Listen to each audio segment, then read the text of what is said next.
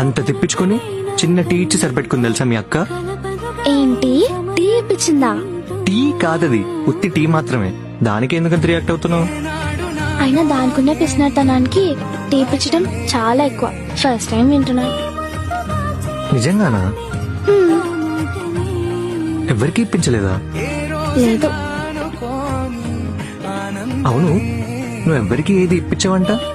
అరే నాకెందుకు? ఎన్నిసార్లు టీ ఇప్పిస్తున్నావు? చా, నీకెవరు చెప్పారు? పూజ చెప్పింది.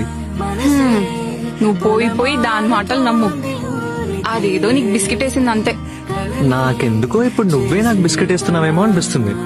చా, నీ గురించి నువ్వు చాలా ఎక్కువ ఎక్స్పెక్ట్ చేస్తున్నావు. నేనేదో పాపంలే, జాబ్ కూడా లేదు కదా అని కడుతున్నా అంతే. అంతకు మించి ఏం లేదు.